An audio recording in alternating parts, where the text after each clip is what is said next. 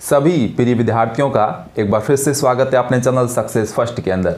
आज हम पढ़ेंगे कक्षा 10वीं का चौथा अध्याय, जिसका नाम है प्रतिरक्षा व रक्त समूह। इसमें हम सबसे पहला टॉपिक लेंगे प्रतिरक्षा या इम्यूनिटी। प्रतिरक्षा या इम्यूनिटी के अंदर सबसे पहला जो प्रश्न पूछा जाता है वो पूछा जाता है कि प्रतिरोधक क्षमता क्या होती है। प्रतिरोधक क्षमता या जिसे हम कहते हैं इम्यूनिटी पावर क्या होती है। प्रतिरोधक क्षमता या इम्यूनिटी पावर क्या होती है उसको यहां से बच्चों देखिएगा। सबसे पहले ध्यान से देखिए, ये हमारी कोई बॉडी है, ये हमारी बच्चों बॉडी है।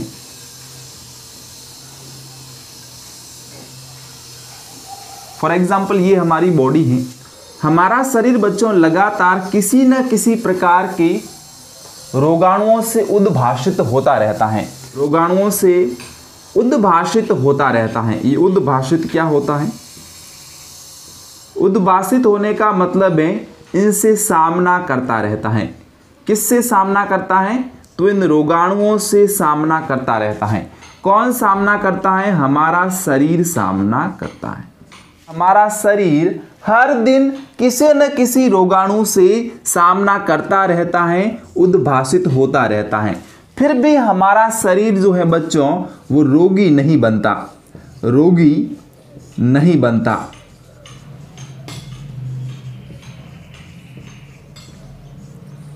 क्यों?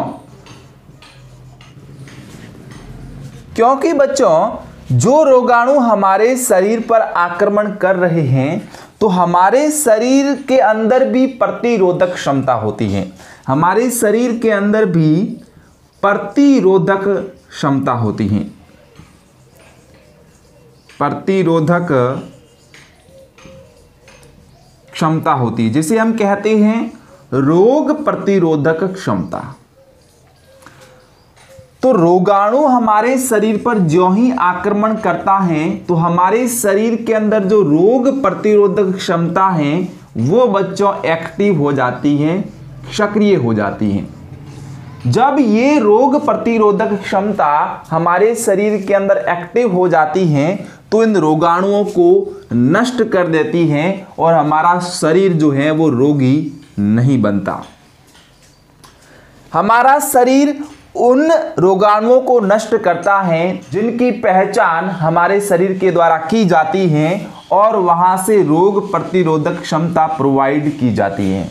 इस प्रकार से बच्चों हमारे शरीर के अंदर रोग प्रतिरोधक क्षमता होती है जो रोगाणुओं से, जीवाणुओं से या विषाणुओं से लड़ने का कार्य करती है।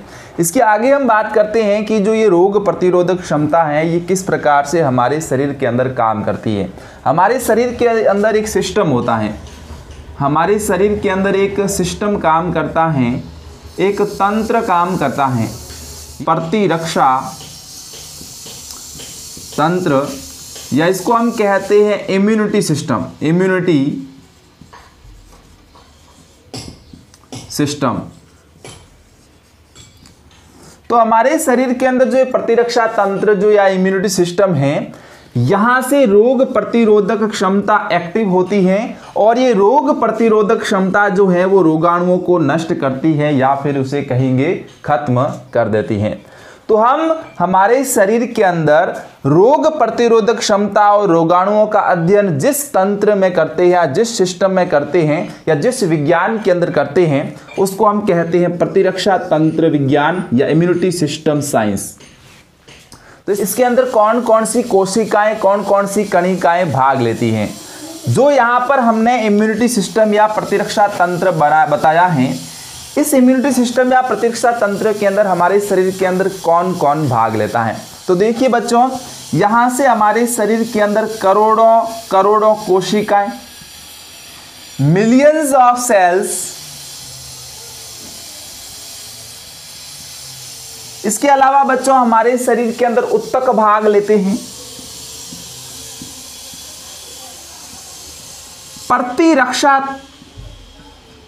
प्रतिरक्षात्मक अंग भाग लेते हैं बच्चों, प्रतिरक्षात्मक अंग। अब आप कहोगे कि सर ये प्रतिरक्षात्मक अंग क्या होते हैं। बिल्कुल अच्छा प्रश्न है। प्रतिरक्षात्मक अंग से मतलब होता है वह अंग जो हमारे शरीर को प्रतिरक्षा प्रोवाइड करवाते हैं। तो प्रतिरक्षात्मक अंग कौन कौन से होते हैं? तो जैसे कि हमारे शरीर के अंदर अस्थि मज्जा होता है, जिसे हम कहते हैं बोन मेरो। इसके अलावा हमारे शरीर के अंदर यकृत होता है, लसिका होती है, लसिका पर्व होता है। ये बच्चों हमारे शरीर के अंदर कुछ अंग हैं जो प्रतिरक्षात्मक अंग के तौर पे कार्य करते हैं। यानी कि ये हमारे शरीर को क्या प्रोवाइड करवाते हैं? प्रतिरक्षा या प्रतिरोधक क्षमता प्रोवाइड करवाते हैं। बच्चों आपको यहाँ पे एक बात समझ में नहीं आ रही होगी कि सर ये लसिका क्या है। बिल्कुल लसिका को मैं समझा देता हूँ कि ये लसिका क्या है, क्योंकि बच्चों मेरा जो मेन मकसद, मेरा मेन उद्देश्य यही है कि आपके जो कॉन्सेप्ट हैं, जो आपके कॉन्सेप्ट रहते हैं, मैं उसको हमेशा क्लियर करवाने का प्रयास करता हूँ।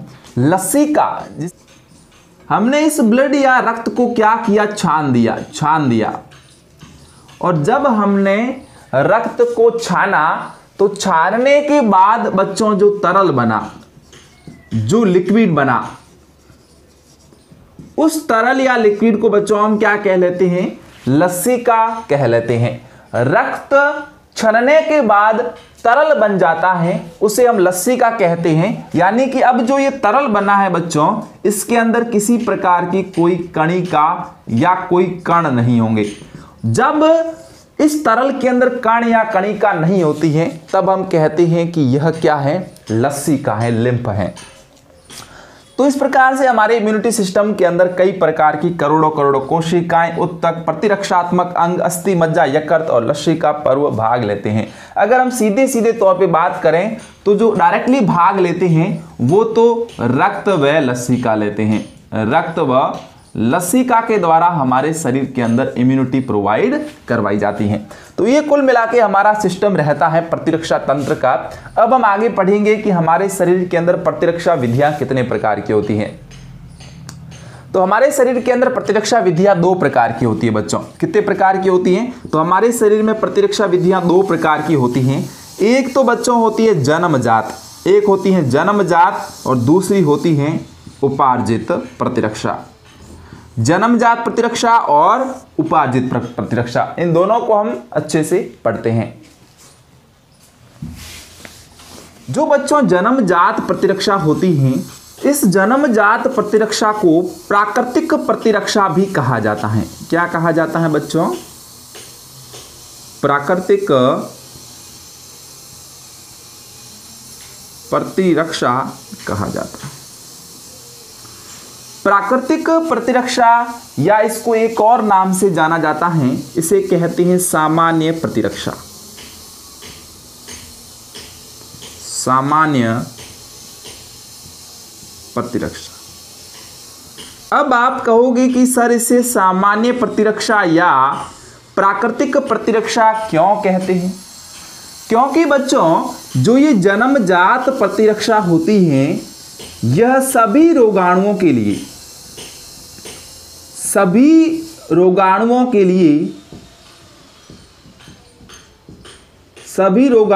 लिए एक समान रूप से कार्य करती है। एक समान रूप से कार्य करती है। फॉर एग्जाम्पल, ये हमारा शरीर है और इस शरीर में विभिन्न प्रकार के, जैसे कि टीबी का जीवाणु आ गया, कुष्ठ रोग का जीवाणु आ गया, एड्स का वायरस आ गया, जुकाम का वायरस आ गया। ये सभी वायरस हमारे शरीर पर बच्चों क्या करते हैं? अटैक करते हैं या आक्रमण करते हैं। तो ये हमारे शरीर के अंदर जो प्रतिरक्षा विधि है, वो मैं कौन सी प्रतिरक्षा विधि बता रहा हूँ? जन्मजात प्रतिरक्षा विधि। तो ये प्रतिरक्षा एड्स के लिए भी उसी प्रकार से कार्य करेगी, टीबी से भी उसी प्रकार से कार्य करेगी, कुष्ठ रोग से भी उसी प्रकार से कार्य करेगी और जुखाम वाले वायरस के खिलाफ भी उसी प्रकार से कार्य करेगी। यानी कि सभी रोगों के खिलाफ, टीबी के खिलाफ, कुष्ठ रोग के खिलाफ, एड्स के खिलाफ, सर्दी जुखाम के खिलाफ, सबके खिलाफ समान रूप से कार्य करते हैं। यानी कि सभी रोगाणु जो भी आएंगे, चाहे वो माइक्रोबैक्टीरियम ट्यूबरक्लोसिस आए, चाहे वो माइक्रोबैक्टीरियम लेप्री आए, चाहे वो ह्यूमन इम्यूनो डेफिशिएंसी वायरस आए, चाहे वो राइनो वायरस आए, जो कोई भी वायरस आएगा उन सभी वायरसों के खिलाफ हमारे शरीर की जो जन्मजात प्रतिरक्षा होती है, जो हमें जन्म से ही मिलती हैं, आप ऐसा भी याद रख सकते हो, जो हमें जन्म से ही मिलती हैं, जो सभी रोगाणुओं के खिलाफ समान रूप से कार्य करती हैं। दूसरा जो इसकी परिभाषा हम इस प्रकार से दे सकते हैं कि यह विशेष रोग के विरुद्ध विशिष्ट नहीं होती हैं बच्चों, विशिष्ट नहीं होती हैं। विशिष्ट का मतलब होता है स्पेशल, जो है वो एक रोग के लिए ये कार्य नहीं करती हैं, ये सभी रोगों के लिए समान रूप से कार्य करती हैं। किसी भी एक रोग के खिलाफ स्पेशल तौर से या विशिष्ट तौर से कार्य नहीं करती हैं। इसी को हम कहते हैं जन्मजात प्रतिरक्षा विधि। ये बच्चों जो जन्मजात प्रतिरक्षा विधि है, इस विधि का एक और भी नाम होता है, वो भी बच्चों आप याद रख सकते हो, उसे हम कहते हैं स्वाभाविक प्रतिरक्षा विधि। स्वाभाविक प्रतिरक्षा विधि आपकी पुस्तक के अंदर जन्मजात प्रतिरक्षा विधि भी मिल जाएगी और स्वाभाविक प्रतिरक्षा विधि भी मिल जाएगी। इसे प्राकृतिक कहते हैं, सामान्य कहते हैं, जन्मजात कहते हैं, स्वाभाविक कहते हैं, सभी एक चीज ही है। अब जो ये हम स्वाभाविक विधि या प्रतिरक्षा की जन्मजात प्रतिरक्षा विधि पढ़ते हैं, तो इसके अंदर कौन कौन से कारक जो हैं वो सहायक होते हैं, कौन से कारक सहायता करते हैं या सहायक होते हैं। अब उन कारकों को एक बार अपन देख लेते हैं। तो ध्यान से आप देख लीजिए, जो यहाँ पे कारक रहते हैं नॉर्मली, पहला जो कारक होता है बच्चों वो होता है भौतिक अवरोधक।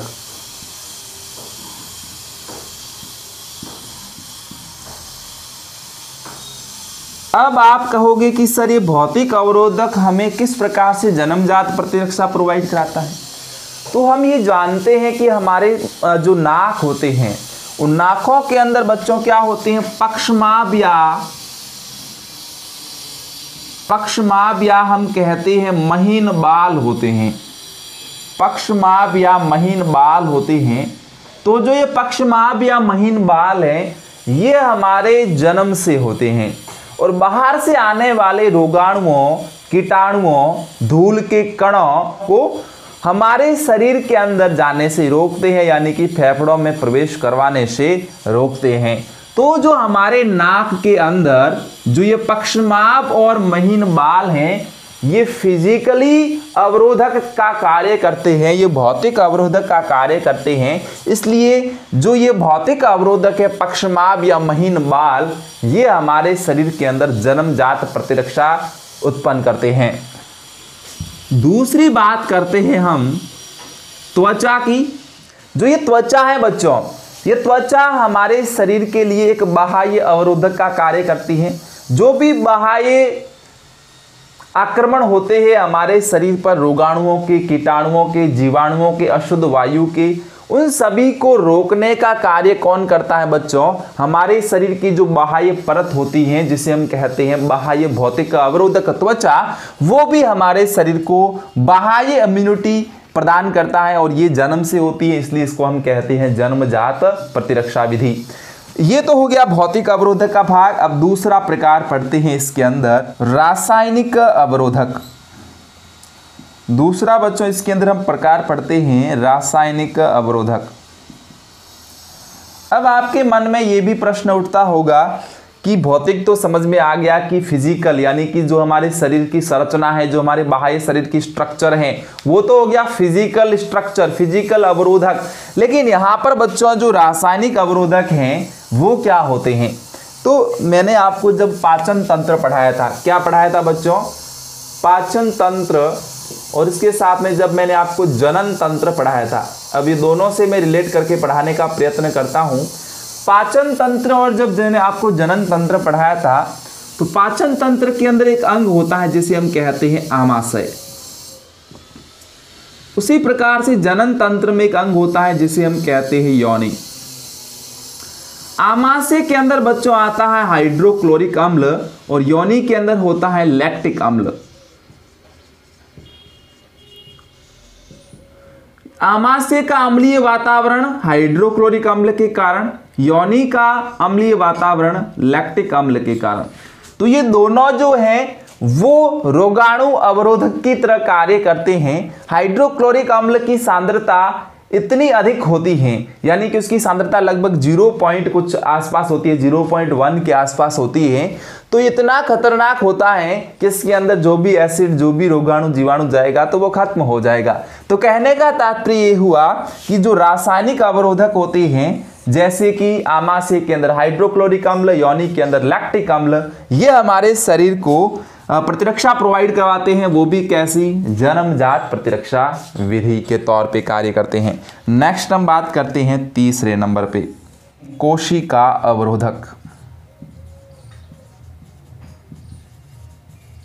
बच्चों हमने पढ़ा था रक्त के भाग। जब हमने रक्त के डिवीजन पढ़े थे तो उस रक्त के डिवीजन में हमने बच्चों क्या पढ़ा था? WBC पढ़ा था, RBC पढ़ा था, प्लेटलेट्स पढ़ा था।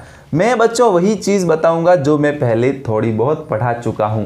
जो पहले चीज़ें पढ़ाई गई हैं, अब जो चीज़ें हैं वहीं से निकल के आने वाली हैं। इसलिए आप कम से कम दूसरा चैप्टर कंप्लीट रूप से पढ़ लें। अगर आपने वो नहीं देखे हैं तो मैंने कम से कम 15 वीडियो बना के रखे हैं प्लेलिस्ट के अंदर। जो छोटे छोटे वीडियो भी हैं, बड़े बड़े वीडियो भी हैं, उनको जाके देखें, उनको समझें। अगर दूसरा पार्ट आपने अच्छे से समझ लिया है, मतलब मानव शरीर से संबंधित आपको कोई समस्या नहीं आने वाली है। तो ब्लड या रक्त का एक भाग होता है WBC, जो हमारे शरीर के अंदर इम्यूनिटी प्रदान करता है, प्रतिरक्षा प्रदान करता है। इसके अंदर मुख्यतः 3 भाग आपको याद रखने हैं। पहला आपको याद रख लेना है न्यूट्रोफिल,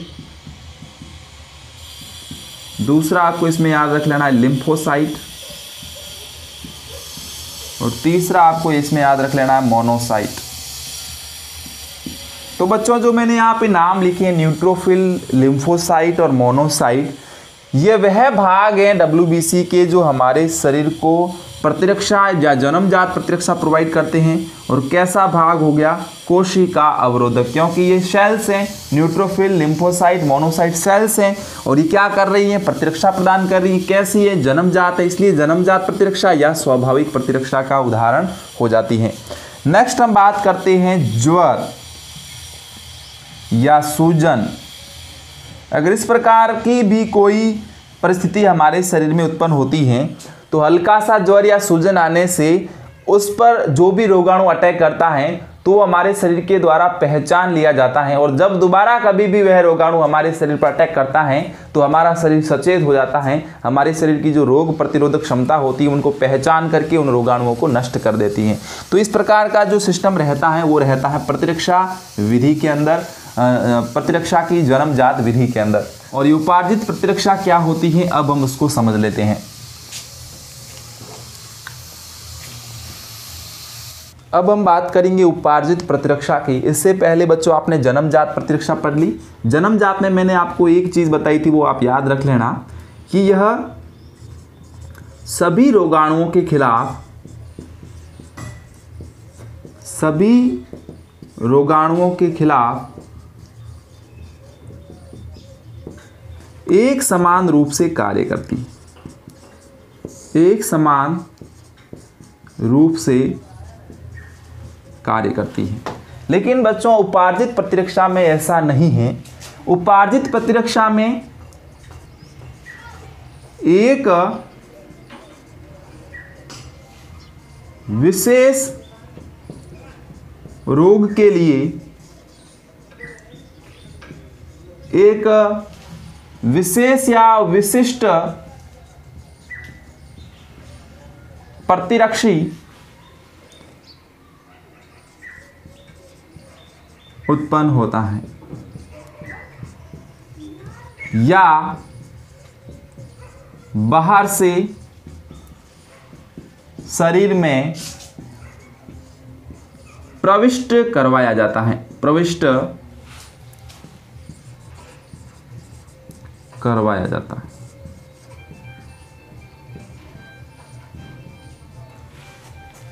तो आप इस लाइन से काफ़ी सारी चीज़ें समझ चुके होंगे। अगर नहीं समझ में आई है तो मैं प्रैक्टिकली समझाने का प्रयास करता हूँ। यहाँ पर ये अपनी बॉडी है, ये हमारा शरीर है इस प्रकार का। बच्चों इस शरीर के अंदर हमारी देखिए ये जो इम्यूनिटी थी वो तो हमने पढ़ ली, कौन सी इम्यूनिटी हो गई, ये हो गई जन्मजात प्रतिरक्षा। अब यहाँ पे ये जो प्रतिरक्षा की विधि है बच्चों, ये है उपार्जित प्रतिरक्षा। अब देखिए ये हो गया टीबी, ये हो गया एड्स, ये हो गया सर्दी जुकाम, ये हो गया चिकन पॉक्स। तो यहां पर बच्चों मैंने कुछ रोग लिखे हैं, जैसे कि मैंने यहां पे लिख दिया बच्चों टीबी, मैंने यहां पे लिख दिया एड्स, मैंने यहां पे लिख दिया सर्दी जुकाम और यहां पे लिख दिया चिकन पॉक्स। तो इन सभी रोगों के खिलाफ ये जो प्रतिरक्षा विधि है, ये सभी रोगों के खिलाफ समान रूप से कार्य करती हैं। इसके खिलाफ भी, इसके खिलाफ भी, इसके खिलाफ भी। लेकिन जो यहाँ पर उपार्जित प्रतिरक्षा विधि होती है, ये चिकन पॉक्स के लिए स्पेशल कार्य करेगी, सर्दी जुकाम के लिए स्पेशल कार्य करेगी, एड्स के लिए स्पेशल कार्य करेगी, टीबी के लिए स्पेशल कार्य करेगी। यानी एक विशेष रोग के लिए विशिष्ट प्रतिरक्षी उत्पन्न होती हैं, उत्पन्न होता है, या फिर हम बाहर से शरीर के अंदर उस प्रतिरक्षी को प्रविष्ट करवाते हैं। अब इस उपार्जित प्रतिरक्षा विधि को भी हम आगे दो भागों में अध्ययन करते हैं, दो भागों में पढ़ते हैं। पहला इसका जो भाग होता है उसे हम कहते हैं सक्रिय प्रतिरक्षा, दूसरा जो होता है उसे हम कहते हैं निष्क्रिय प्रतिरक्षा। तो पहला प्रकार हो गया सक्रिय प्रतिरक्षा, दूसरा इसका जो प्रकार होता है उसे हम कहते हैं निष्क्रिय प्रतिरक्षा विधि। अब इन दोनों में भी बहुत आसान सा अंतर है, आपको अच्छी तरीके से समझ में आ जाएगा। सक्रिय प्रतिरक्षा का मतलब ये होता है कि हमारे शरीर के द्वारा, हमारे शरीर के द्वारा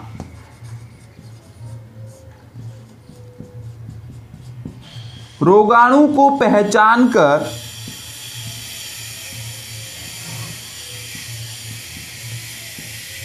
विशिष्ट